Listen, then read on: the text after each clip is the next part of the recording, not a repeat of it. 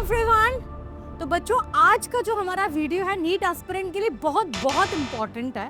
वैसे तो आप सब लोग पूरा सिलेबस ही करना होता है और इस पर्टिकुलर पॉइंट ऑफ टाइम तक आप ऑलमोस्ट कर भी चुके होंगे, रिवीजन कर रहे होंगे, लेकिन एंटायर बायोलॉजी से मैं कुछ डू और डाई टॉपिक्स आपके लिए लेकर आई हूँ। तो ये टॉपिक अगर आपके थोड़े से भी वीक हैं या फिर प्रैक्टिस के दौरान इन क्वेश्चंस पर आप अटकते हैं, तो मेक इट श्योर कि ये सब टॉपिक आपके ऑन टिप्स होने ही चाहिए, क्योंकि ये ऐसे टॉपिक्स हैं एंटायर बायोलॉजी के जहां से क्वेश्चन आने की संभावनाएं सबसे ज़्यादा है। तो बिना किसी देरी के फटाफट से सेशन की शुरुआत करते हैं। जैसा कि मैंने बताया, दीज आर द डू और डाई टॉपिक्स। तो आप जब ये चैप्टर पढ़ रहे हैं, जब ये सेशंस लगाओगे, तो मेक इट श्योर कि इन सब टॉपिक्स से एक सिंगल क्वेश्चन भी आपका गलत ना हो। और इन सारे टॉपिक्स को कवर करने में हार्डली टेक 1.5 to 2 आवर्स। लेकिन यहाँ से आप एग्जाम के बाद भी कमेंट सेक्शन में डालना, बहुत सारे टॉपिक्स आपको एज इट इज एग्जाम में देखने को मिलेंगे।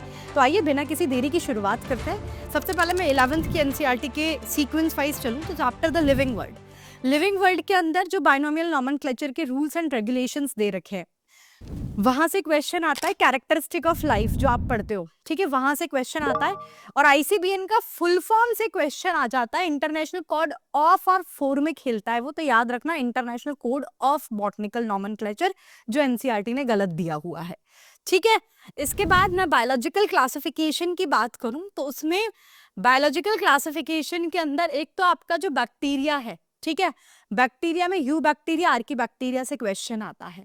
वायरस वायरॉइड से क्वेश्चन आते हैं। इनके चाहे कैरेक्टरिस्टिक फीचर, इनके डायमेंशन पूरा पढ़ना है आपको। प्लस यहाँ पर साइंटिस्ट का नाम भी इंपॉर्टेंट है कि किसने वायरस की डिस्कवरी किसने की, डीजे इवानोस्की का क्या रोल है, ये सारा इंपॉर्टेंट है। और फंगी जो आप पढ़ते हो, फाइकोमाइसिटीज, अस्कोमाइसिटीज, बेसिडियोमाइसिटीज, डिटेरोमाइसिटीज, उसका क्लासिफिकेशन विद एग्जाम्पल, फंगी बहुत इंपॉर्टेंट टॉपिक है। मान के चलो यहाँ से क्वेश्चन आएगा ही आएगा। एक मैं आपको बता दूं, आर.एच. विटेकर का जो 5 किंगडम सिस्टम ऑफ क्लासिफिकेशन है बेटा, आर.एच. विटेकर का जो 5 किंगडम सिस्टम ऑफ क्लासिफिकेशन है, एनसीईआरटी में उसकी टेबल दे रखी है, that is also important. Plant kingdom की बात करें बच्चा तो algae is one of the favourite topic of the examiner. इसका बेसिस ऑफ क्लासिफिकेशन क्या है? फिर जो 3 है, क्लोरोफाइसी, फियोफाइसी, रोडोफाइसी, ठीक है, green algae, brown algae, red algae, इनके एग्जाम्पल्स, इनका स्टोर्ड फूड, इनका भी एक टेबल दिया हुआ है, उसमें बताते हैं स्टोर्ड फूड क्या है ये। तो एल्गी बेहद इंपॉर्टेंट है, पूरा एक एक पॉइंट क्लियर होना चाहिए, वहां से क्वेश्चन सबसे ज्यादा पूछे जाते हैं।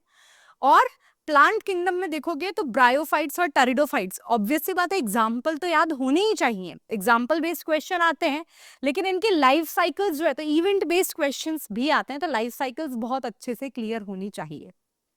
एनिमल किंगडम की मैं बात करूं तो इसमें देखो बहुत ज्यादा नहीं ना, तो एक चार्ट है जिसमें किसमें अपन ऐसे डिफरेंस फॉर्म में पढ़ते हैं कि किसमें सिमेट्री क्या है, लेवल ऑफ ऑर्गेनाइजेशन क्या है, सीलोमेट एसीलोमेट कंडीशन किसके अंदर है, वो पूरा चार्ट। और इनके एग्जाम्पल के लिए, क्योंकि एग्जाम्पल बेस्ड क्वेश्चंस आते हैं, अब आप कहोगे हम ऑलमोस्ट सारी चीजें कवर हो गई, अगर एग्जाम्पल्स याद नहीं होते हैं तो इसी चैनल पर एनिमल किंगडम के एग्जाम्पल्स का पूरा ट्रिक, कंप्लीट एनिमल किंगडम का ट्रिक एक स्टोरी फॉर्मेट में मैंने बताया है, आप उसको गो थ्रू कर लो बिल्कुल, क्योंकि वो एक स्टोरी फॉर्मेट में, अदरवाइज ट्रिक को मेमोराइज करने में भी प्रॉब्लम होती है, तो आप वहां से एग्जांपल्स रट सकते हो, ठीक है। मॉर्फोलॉजी ऑफ फ्लावरिंग प्लांट्स में बात करें, एस्टिवेशन, प्लेसेंटेशन, कुछ बहुत बहुत फेवरेट टॉपिक्स में से है एग्जामिनर के। फिर प्लांट फैमिलीज की बात करें ना बच्चों, तो जब फ्लोरल फॉर्मूला आप याद करते हो, ऑब्वियसली बात है, इनके एग्जाम्पल्स वगैरह तो याद करने ही होते हैं, एग्जाम्पल बेस्ड क्वेश्चन बनते हैं, लेकिन इसके फ्लोरल फॉर्मूला से और सारे, जैसे एक्टिनोमॉर्फिक, जाइगोमॉर्फिक फ्लावर्स किसके अंदर, इस तरीके के क्वेश्चन बनते हैं, किसमें कौन सा प्लेसेंटेशन है, एस्टिवेशन है, तो ये आपको प्लांट फैमिलीज के फ्लोरल फॉर्मूला से काफी क्वेश्चन सॉल्व हो जाते हैं। तो make it sure floral formula और एग्जांपल्स रटे हुए ही होने चाहिए। एनाटॉमी ऑफ फ्लावरिंग प्लांट में डाइकॉट रूट, मोनोकॉट रूट, इनकी जो एनाटॉमी, लीफ, यहाँ से क्वेश्चन बनते हैं, डायग्राम बेस्ड क्वेश्चन बनते हैं, एनसीईआरटी में डायग्राम दे रखा है, वो आपको याद होना चाहिए। हार्टवुड से भी एक क्वेश्चन आ जाता है नीट में, ठीक है। Animal tissue, frog and cockroach से आप देख रहे हो कि क्वेश्चन आ जाता है, तो दैट इज इंपॉर्टेंट। और एक टिश्यू वाले सेक्शन से भी आता है, बट फ्रॉग और कॉकरोच बहुत इंपॉर्टेंट है इसमें। Cell the unit of life 3 line का एक पैराग्राफ है सिर्फ एंडो मेम्ब्रेन सिस्टम, लेकिन यहाँ से ऑलमोस्ट हर साल क्वेश्चन बन जाता है, तो बहुत इंपॉर्टेंट है एंडो मेम्ब्रेन सिस्टम, इसमें क्या है क्या नहीं है, सेल वॉल और सेल मेम्ब्रेन। सेल डिवीजन में आप मियोसिस 1 मियोसिस 2 पढ़ते हो, इसमें मियोसिस 1 के जो प्रोफेज 1 में जो सब स्टेज है ना, लैप्टोटीन, जाइगोटीन, पैकिटीन, याद आ रहा होगा, डिप्लोटीन, डाइकाइनेसिस, किसमें सिनेप्सिस होता है, किसमें एक्स बॉडी का फॉर्मेशन, किसमें टर्मिनलाइजेशन ऑफ काइजमेटा, किसमें क्रॉसिंग ओवर, यानी कि जो प्रोफेज 1 की जो स्टेजेस है ये बहुत इंपॉर्टेंट है, ये मैंने पहले ही बोल दिया। मान के चलो नीट 2026 में यहाँ से एक क्वेश्चन पक्का है। बायोमोलिक्यूल्स में एंजाइम्स बहुत इंपॉर्टेंट है, बायोमोलिक्यूल से क्वेश्चन आए तो मान के चलो एंजाइम से क्वेश्चन आने की संभावना सबसे ज्यादा होती है इसमें, ठीक है। फिर फोटोसिंथेसिस इन हायर प्लांट्स में बात करें तो C3C4 cyclic non cyclic photophosphorylation के बीच में अपन जो डिफरेंस पढ़ते हैं, and factors affecting the rate of photosynthesis. Respiration in plants में बच्चों साइकिल्स में ग्लाइकोलाइसिस और क्रेब्स साइकिल से सबसे ज्यादा क्वेश्चन नीट के एग्जाम में देखने को मिलते हैं।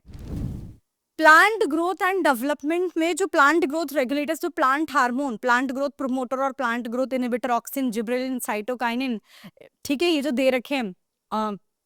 फिर चाहे आपके इनहिबिटर्स में abscisic acid and ethylene, stress hormone किसे कह रहे हैं, इनके कैरेक्टरिस्टिक फंक्शन, फिजियोलॉजिकल इफेक्ट्स जो रखे, वहां से एक क्वेश्चन आता है, बहुत इंपॉर्टेंट है। और एक क्वेश्चन हीट्रोफिली जो आप देखते हो ना, प्लास्टिसिटी के एग्जांपल हीट्रोफिली, वहां से भी क्वेश्चन आने की पूरी संभावना बनती है। फिर breathing and exchange of gases में बात करें तो मैकेनिज्म ऑफ ब्रीथिंग, इंस्पायरेशन और एक्सपायरेशन, कि कब हो रहा है इंस्पायरेशन, जब intrapulmonary pressure less than that of the atmospheric pressure है, किसका कॉन्ट्रैक्शन होता है, ये तमाम चीजें, यानी कि मैकेनिज्म ऑफ ब्रीथिंग बहुत इंपॉर्टेंट है। O2 डिसोसिएशन कर्व से बहुत क्वेश्चंस बनते हैं कि favourable condition for the formation of oxy haemoglobin, इसके डिसोसिएशन के लिए फेवरेबल कंडीशंस क्या है। डिसऑर्डर से क्वेश्चन आते हैं इसमें, जैसे कि क्रॉनिक रेस्पिरेटरी डिसऑर्डर, एम्फिसिमा पढ़ते हैं, सिगरेट स्मोकिंग वाला एम्फिसिमा हो गया, अस्थमा हो गया, ऑक्यूपेशनल रेस्पिरेटरी डिसऑर्डर, डिसऑर्डर्स भी बेहद इंपॉर्टेंट है। फिर एनसीईआरटी के अंदर आप देखोगे बेटा एक टेबल दे रखी है जिसमें पार्शियल प्रेशर ऑफ O2 और CO2 एल्वियोलाई में कितना है, डीऑक्सीजनेटेड ब्लड में कितना, ऑक्सीजनेटेड ब्लड में कितना, वो पूरा टेबल दे रखा है। That table is very important, यहां से क्वेश्चन बनता है, और CO2 ट्रांसपोर्ट, पर ये टेबल से क्वेश्चन आने की संभावना सबसे ज्यादा है, और O2 डिसोसिएशन कर्व भी बहुत इंपॉर्टेंट है बच्चा। Next, body fluid and circulation of blood पूरा इंपॉर्टेंट है, कार्डिक साइकिल से क्वेश्चन आ जाता है, डिसऑर्डर्स इसमें इंपॉर्टेंट है। फिर बाइकस्पिड वाल्व का किन किन के बीच में प्रेजेंट है, ट्राइकस्पिड वाल्व किन किन के बीच में प्रेजेंट है, सेमिलुनार वाल्व किसके बीच में प्रेजेंट है, फर्स्ट हार्ट साउंड लब है, सेकंड हार्ट साउंड डप है।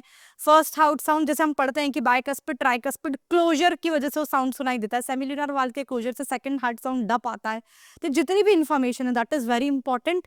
और एक सबसे फ्रीक्वेंटली आस्क्ड क्वेश्चन जो है इसके अंदर, ये नीट 2026 मान के चलो आ जाएगा, ईसीजी, इसमें अपन पढ़ते हैं ना P wave, depolarisation of atria, QRS complex, ventricular depolarisation, T wave, repolarisation of ventricle, बेहद इंपॉर्टेंट, रिपीटेड फ्रीक्वेंसी से क्वेश्चन आता है बच्चा।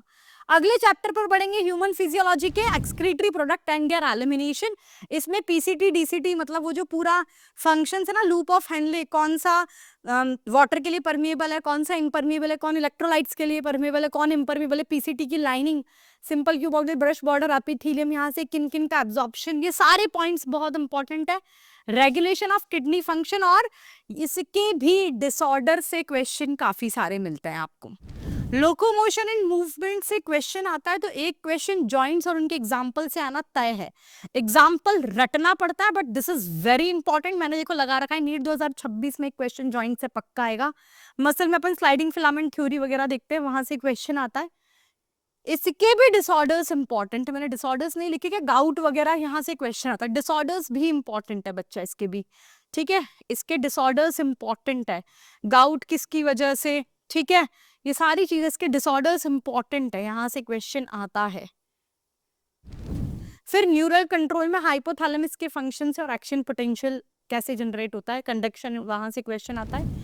केमिकल कोऑर्डिनेशन के अंदर इसमें ऑलमोस्ट सारा सेक्शन इंपॉर्टेंट है बच्चा, चाहे पिट्यूटरी ग्लैंड की बात करूं, चाहे एड्रिनल ग्लैंड की बात करूं, कौन से किससे हार्मोन्स निकलते हैं, उनके हाइपोसिक्रीशन से क्या होता है, हाइपर सिक्रीशन से क्या होता है, डिसऑर्डर्स, ये सारे क्वेश्चंस वहां से बनते हैं. This is important. Pituitary gland से आ जाता है, कई बार एड्रिनल ग्लैंड से आ जाता है, थायराइड ग्लैंड से, कहीं से भी आ सकता है, पैराथायराइड ग्लैंड से. तो किस ग्लैंड से कौन सा हार्मोन निकल रहा है, उसके हाइपोसिक्रीशन से क्या होता है, उसके हाइपर सिक्रीशन से क्या होता है, ये क्वेश्चन कुछ फेवरेट टॉपिक्स है एग्जामिनर के. फिर that is all about the 11th class.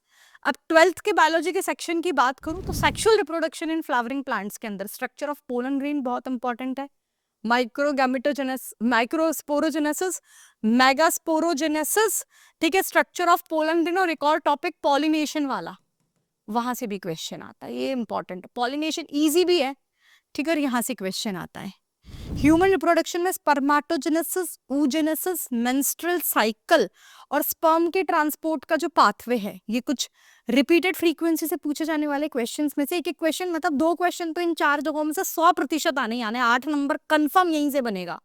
फिर कुछ टर्मिनोलॉजी है जो एक एक लाइन की है, तो पता होना चाहिए स्पर्मिएशन क्या है, स्पर्मियोजेनेसिस क्या है, आपका स्पर्मेटोजेनेसिस क्या है, इजैकुलेशन क्या है, इंसेमिनेशन क्या है, ये सारे क्वेश्चंस बनते हैं. रिप्रोडक्टिव हेल्थ नीट 2026 में एक क्वेश्चन तय है, मैंने पहले ही बता दिया. इंट्रायूटेराइन कॉन्ट्रासेप्टिव डिवाइसेस, इनके 3 टाइप है, non medicated, copper releasing, hormone releasing, इनके एग्जाम्पल और इनका मैकेनिज्म ऑफ एक्शन, इससे क्वेश्चन बनता है. एक इनफर्टिलिटी, इसको ओवरकम करने का असिस्टेड रिप्रोडक्टिव टेक्नोलॉजी, इसमें in vivo in vitro fertilisation है, 100% एक क्वेश्चन वहां से बनता है. और एक बहुत छोटू सा सब टॉपिक है यहाँ पर, सेक्सुअली ट्रांसमिटेड डिजीज. अधिकतर जो क्वेश्चन एसटीडी से बनता है वो ये कि इनमें से कौन कौन सी सेक्सुअली ट्रांसमिटेड डिजीज है, बहुत डिटेल नहीं. और दूसरा वैरायटी ऑफ क्वेश्चन जो बनता है, कौन सी सेक्सुअली ट्रांसमिटेड डिजीज ऐसी हैं जो कंप्लीटली क्योरेबल नहीं है. हम उसमें 3 ही पढ़ते हैं, genital herpes, HIV and hepatitis B. So this is very important. प्रिंसिप देखो बेटा, जेनेटिक्स में मैं बात करूं, ऑलमोस्ट हर जगह से क्वेश्चन आ रखा है, बट फिर भी अगर हम बात करें तो टेस्ट क्रॉस इंपॉर्टेंट है, मोनोहाइब्रिड, डाइहाइब्रिड क्रॉस, इनके कंक्लूजन, फिर इनका एक्सेप्शन, इनकम्प्लीट डोमिनेंस, को डोमिनेंस, ये सब लिंकेज सब इंपॉर्टेंट है. ब्लड ग्रुप से क्वेश्चन आ जाते हैं, मेंडेलियन डिसऑर्डर से क्वेश्चन आ जाते हैं. बट फिर भी मैं PIV के लिए ऐसे बोलूंगी, कुछ नहीं छोड़ना, एक एक चीज ऑन टॉपिक होनी चाहिए, क्योंकि इसकी फ्रीक्वेंसी कुछ ऐसी है कि ऑलमोस्ट हर जगह से नीट में क्वेश्चन बना है. MBI की मैं बात करूं तो अधिकतर रेप्लिकेशन, DNA रेप्लिकेशन, ट्रांसक्रिप्शन और जेनेटिक कोड और ह्यूमन जीनोम प्रोजेक्ट से क्वेश्चन बनता है. बायोटेक में 2 चैप्टर, दोनों का मिक्स एंड मैच बता रखा है मैंने यहाँ पे, principle and process and its application.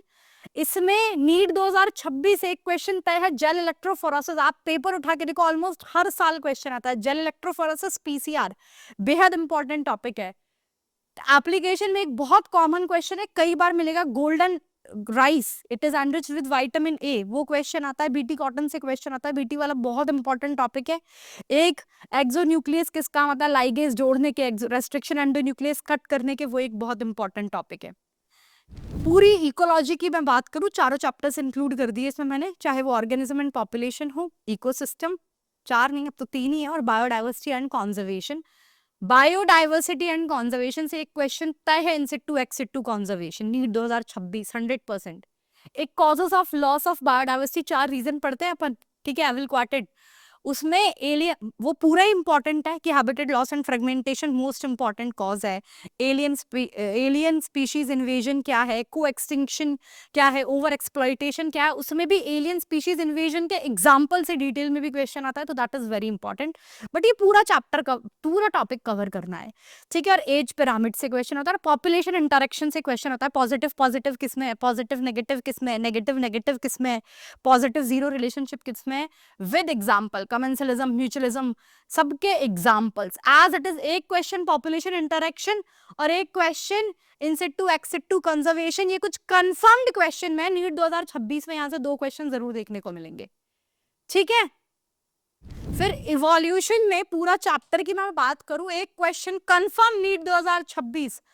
In 4 topic में से होमोलोगस ऑर्गन इनके एग्जाम्पल, एनालोगस ऑर्गन इनके एग्जाम्पल, कन्वर्जेंट डाइवर्जेंट इवोल्यूशन और एडेप्टिव रेडिएशन, ठीक है. होमो इनके एग्जाम्पल और कौन कॉमन एंसेस्ट्री को शो करता है, वो इस तरीके के जो क्वेश्चन यानी कि होमोलॉगी ओनालॉगी, पूरा detail 1 on 1 on tips with example होना चाहिए.